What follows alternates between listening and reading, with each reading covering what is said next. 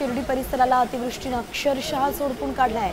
ओढे नाले तुडुंब भरून वाहू लागलेत। शिर्डी परिसरातून जाणारा नगर मनमाड महामार्ग वाहतुकीसाठी बंद करावा लागलाय। या महामार्गाला पाण्याचा वेढा बसलाय। ग्रामीण भागातील अनेक रस्तेही ठप्प झालेत।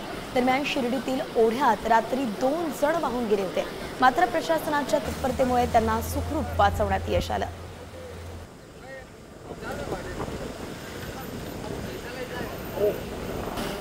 काल रात्री अहिल्यानगर जिल्ह्याच्या उत्तर भागाला वादळी वाऱ्यासह आलेल्या अतिवृष्टीने झोडपले आहे आणि विशेषतः राहाता तालुक्यामध्ये या अतिवृष्टीचा मोठा फटका बसलेला बघायला मिळतोय।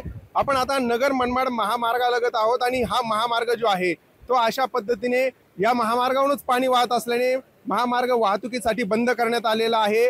खरं तर शिर्डी आणि शनी शिंगणापूरला जोडणारा हा नगर मनमाड महामार्ग आहे, मात्र अतिवृष्टीचा फटका इथल्या साई भक्तांना देखील आता बसताना बघायला मिळतोय। तर सकाळी सकाळी जे नागरिक कामावरती जातात त्यांची वाहतूक देखील ठप्प झालेली आहे।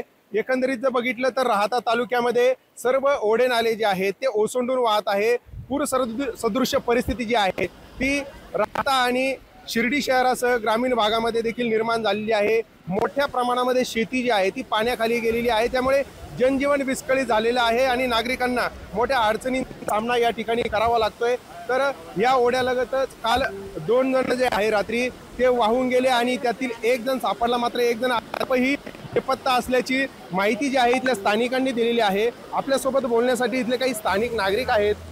काय सांगाल, कशी ही अतिवृष्टी होती आणि कसा परिणाम सगळा एकंदरीत जनजीवन? 2022 नंतर परत 2022ला मी स्वतःही बैठली मी 2022ला नातीच परिस्थिती आता ठाकूरगाव ह्या तालुक्यामध्ये ठाकूरगाव पूर्ण गाव पाण्यामध्ये आणि हा ओढा आहे 100 फूट आहे। आज तो 10 फूट भरत नाही, त्याच्यामुळे ही परिस्थिती झालेली आहे। पाऊस झालेला आहे, शासनाने तुरंत या गावाला पूर्ण मदत करावी ही माझी विनंती आहे। काय परिस्थिती परिसरामध्ये आहे, शेतीची काय परिस्थिती आहे आणि घरांमध्ये देखील पाणी घुसले का नाही? राहत्यात कातनाऱ्याला देखील पूर आलेला आहे। बनकर वस्तीवर अनेक घरं पाण्यात आहे। शेतकऱ्यांनी संसार अख्खा रस्त्यावर आणलेला आहे।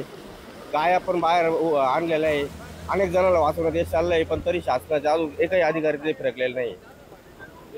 तुम्ही काय सांगाल, अशा पद्धतीचा पाऊस पूर्वी झाला होता आणि काय फटका नेमका इथल्या नागरिकांना बसलाय?